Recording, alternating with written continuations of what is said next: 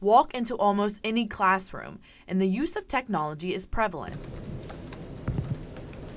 Chromebooks and smartboards are used daily, and that's on top of using things like cell phones and Apple Watches at home. 11-year-old Talia says her peers spend a lot of time scrolling on their cell phone. A lot of people don't want to they don't want to read, they don't want to go outside and hang out. Talia says her parents won't let her have social media. Instead, she loves to read and wants to become a special education teacher when she grows up. Oh, I love reading. It's one of my favorite things to do. Cameron, also in 6th grade, admits he spends his weekends playing video games, sometimes for hours, but I still go outside. I'm not one of those kids that don't touch the grass. 6th grader Teddy says she likes to FaceTime her friends and does go on YouTube. She says it can be challenging to limit her screen time. We should probably be getting outside more activities because we kind of just get glued to our phones and stuff. But I try to go outside and have a balanced diet between phone and outside real world, but sometimes it's hard. Teddy also says she struggles with comparing herself with influencers she sees online. My mom keeps telling me, she says, you're your own person, don't try to be anyone else other than you. But sometimes it's just hard seeing all those people, influencers and stuff, because it looks like they're having a perfect life, but you don't know what's going on after behind the cameras. Laptops, iPads, AirPods, Apple Watches, and of course, iPhones. Generation Alpha quite literally has the world at their fingertips. And according to a study done by Pew Research Center, majority of teens are using sites like YouTube and TikTok every day, and some report using these sites constantly. Experts say that technology can actually be so addicting that it can alter brains that are still developing. Dr. Mudit Kumar is a child and adolescent psychiatrist.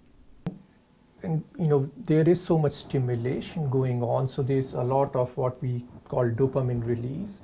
So instant gratification in a way is a release of dopamine.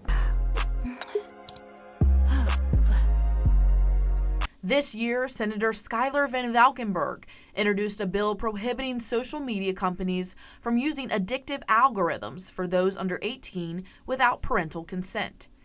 This bill would address the issue of companies encouraging endless scrolling via algorithms designed to capture attention. As a parent, the state senator recognizes the struggle with technology, specifically social media. It is important to set boundaries about when to use it, when not to use it. I've certainly not been perfect on that with my own kids, but around use at, say, the dinner table, or use around it when you're talking about getting your homework done, or things like that. And that's going to be different for every kid. The addictive feed bill was delayed until 2025 to give policymakers time to study it. Dr. Kumar says the addictive algorithm is a real thing. It's similar to you going to Vegas and playing on slot machines. You are getting that variable reinforcement learning, and it's kind of the same on the social media apps and a lot of these algorithms. At the same time, Dr. Kumar says there are many benefits to technology, such as different creative outlets for artists or even the ability to find online communities of like-minded people. He also says that technology is not going anywhere, and we have to find a new balance in the digital age. Societies like AAP, which is the American Academy of Pediatrics, to limit it to less than 1 hour a day. And there should be no screen time before 18 months to 2 years.